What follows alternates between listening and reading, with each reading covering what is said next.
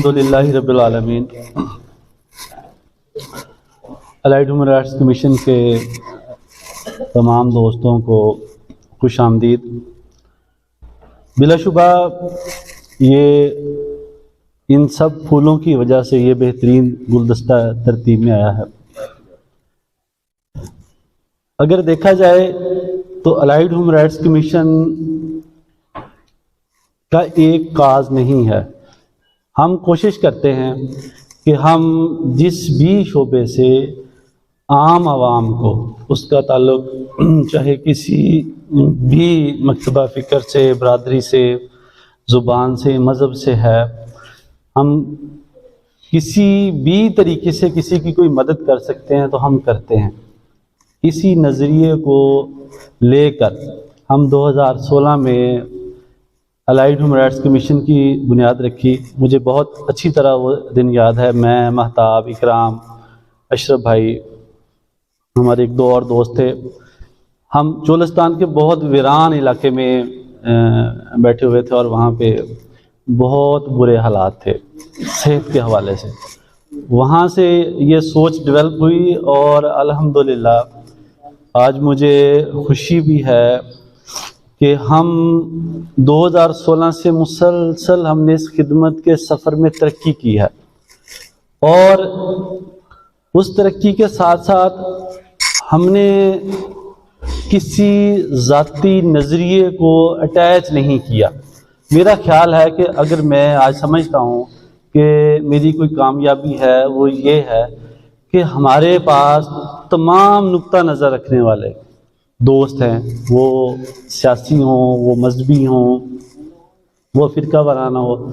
और अलाइड की ये खूबी है कि अलाइड के अंदर आप जिस भी नज़रिए से आएंगे आप समा जाएंगे।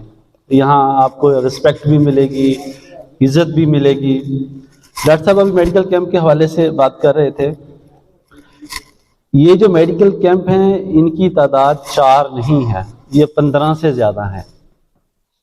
एक टोबे से दूसरे टोबे में अगर हम ट्रैवल करें तो अंदाज़ा है, मैं डीप डेजर्ट की बात कर रहा हूँ। डीप डेजर्ट के अंदर कोई सड़क नहीं है, बल्कि वहाँ के जो सड़क के जाने के निशानात होते हैं वो भी 1 साल बाद जो इंतज़ामिया है वो उनको क्लियर करती है ताकि अंदाज़ा हो सके कि ये सड़क यहाँ जाती है। और वाइल्ड लाइफ के तावन से हम जब यहाँ से 200 किलोमीटर अंदर डीप डेजर्ट में जाते हैं तो वहाँ पीने के लिए पानी भी नहीं होता, बाकी चीज़ें तो बहुत दूर हैं। ये जो मोबाइल कैंप थे, ये मोबाइल कैंप आप अंदाज़ा लगा लें कि हमने टोबों के ऊपर पानी भी पिया है। ये बात आज को ऑन द रिकॉर्ड बता रहा हूँ ताकि आप सब दोस्तों को अंदाज़ा हो जाए कि हम जब डीप डेजर्ट जाते हैं तो हमारे पास हम 2 दिन का पानी कैरी नहीं कर सकते। और वहाँ पे जो टोबों के अंदर पानी होता है वो देखने लायक नहीं होता। तो लेकिन क्योंकि हमारा मकसद बहुत बड़ा है, हमारा मकसद रज़ाए इलाही है और इस मकसद को शुरू करने वाले 2 लोग अब इस दुनिया में नहीं हैं। मेरे बड़े भाई अशरफ भाई, वो भी अचानक से हमें छोड़ के चले गए। जब शुरू में हम ये शुरू कर रहे थे तो जब हमें मुख्तलिफ तरह की परेशानी आती थी तो 2 लोग ही सबसे पहले मुझे हौसला देते थे, अशरफ भाई और खालिद रफ़ीक साहब। और उनकी अचानक वफ़ात से हम सबको बहुत दिली सदमा पहुंचा, क्योंकि कई दफ़ा ऐसा वक्त आया था कि पॉलिटिकली और बाकी मामलात में हमें प्रॉपर दीवार के साथ लगाने की कोशिश की तो वो कहते होते थे बेटा यही इम्तिहान है, यही आपने प्रूव करना है हमने कि हम इस खिदमत के सफ़र को किसी वजह से हम बंद नहीं करेंगे। और अल्हम्दुलिल्लाह आज मुझे खुशी है कि आज हज़ारों लोग आज इस खिदमत के सफ़र में उनको फ़ायदा पहुंचा है। अगर इस सारी काविश में किसी एक बंदे की दुआ भी अगर कबूल हो गई तो यकीन माने हमारी सबकी मेहनत, हम कामयाब हो गए। मेरी काविश होगी कि इस फैमिली को आने वाले सालों में मज़ीद बढ़ाया जाए। हमारे डॉक्टर वकार साहब हैं, इनका भी जहन है कि हम एक परमानेंट मुस्तकिल तौर पर हम एक डिस्पेंसरी मुख्तलिफ जगह पे कायम करें जिसको डेली बेस पे रन किया जाए। बजट के हवाले से आप देख रहे हैं कि हम बढ़ रहे हैं साल बार साल, लेकिन जैसे हम बढ़ रहे हैं हमारा काम भी बढ़ रहा है, और जब तक आप इसमें प्रॉपर पार्टिसिपेट हर साल से आगे बढ़ के नहीं करते, हम इस काज को आगे लेके नहीं जा सकते। अल्हम्दुलिल्लाह हम 3-4 लोग थे, आज हम 100 के करीब हैं, और मुझे उम्मीद है कि जब हम अगले साल ये प्रोग्राम कर रहे होंगे तो हम इससे शायद डबल हों। और अल्लाह ने चाहा तो आज मेरे पास जो लोगों की तादाद है वो 6000 के करीब है। इनमें वो लोग भी हैं, जैसे हमारे डॉक्टर आदिल बशीर साहब के बहुत सारे कैंप रिटर्न में नहीं आए, तो अगर उनको भी काउंट किया जाए तो ये 10,000 से ज़्यादा लोग बनते हैं। हमारा लीगल विंग है, नाइब सदर हमारे मोहिद अंजम साहब हैं। ये अगर ऐसे बंदे हैं कि इन्होंने कभी नहीं पूछा कि अगर दिन में 2 केस भी आ गए तो इन्होंने कभी फीस का नहीं पूछा। अगर नहीं है, कोई अफोर्ड नहीं कर सकता, तो हमने आंखें बंद करके उसको एंड तक हमने फ़ाइट किया। लीगल विंग ने बहुत सारी कामयाबियां हासिल की हैं। बहुत सारे ऐसे केसेस थे जो लोग थाने में नहीं लेके जाना चाहते थे या उसको डिस्कस नहीं करना चाहते थे। हमने एहतियातन वो केस भी रजिस्टर्ड में नहीं लिखे, हमने ग्रुप्स के अंदर उनको डिस्कस नहीं किया।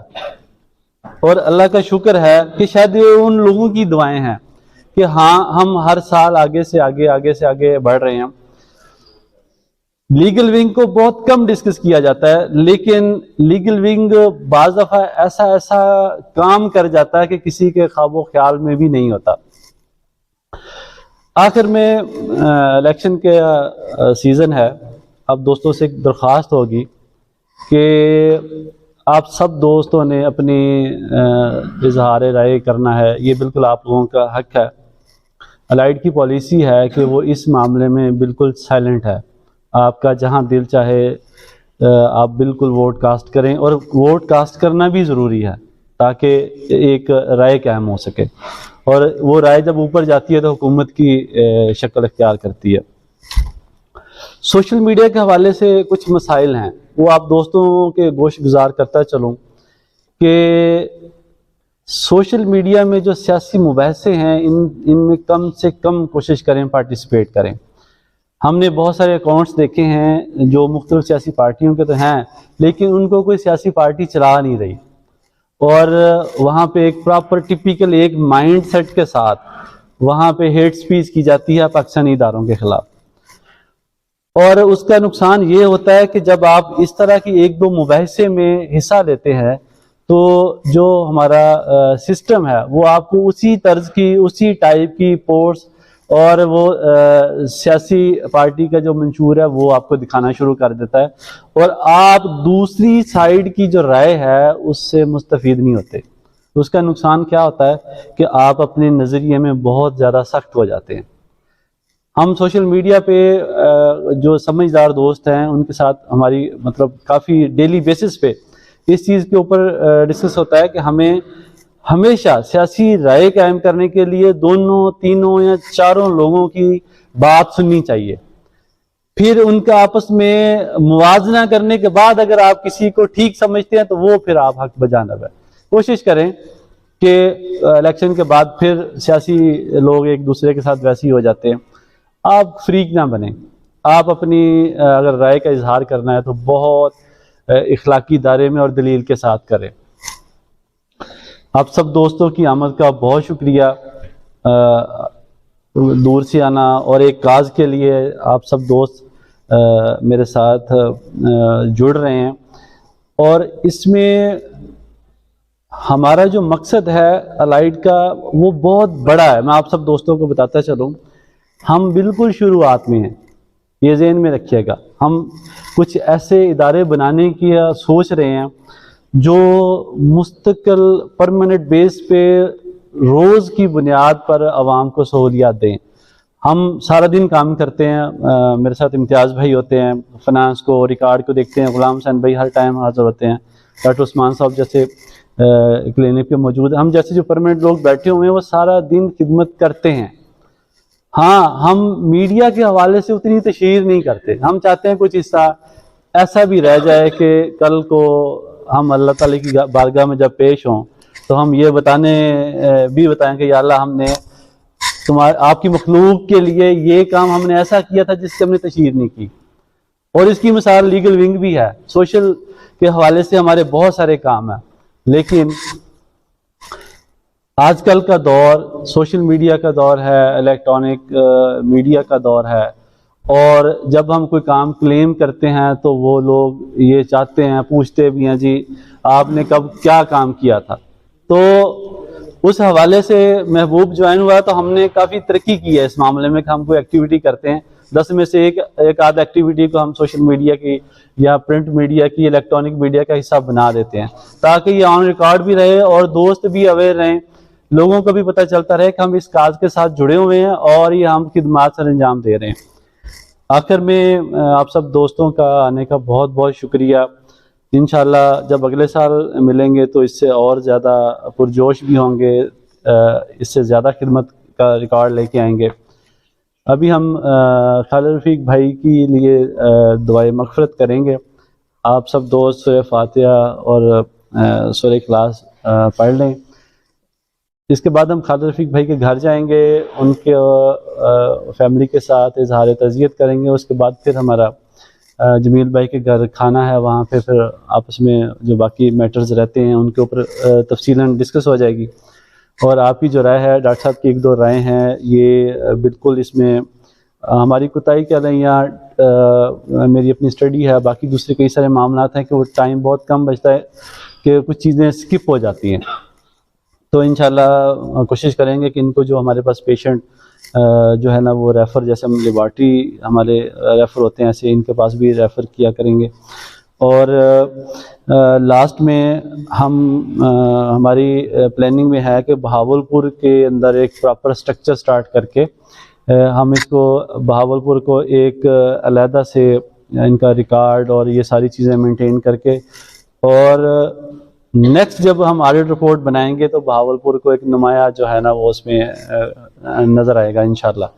बहुत शुक्रिया आप सब की आमद का, आप सबके कीमती टाइम का। जज़ाकल्लाह खैर।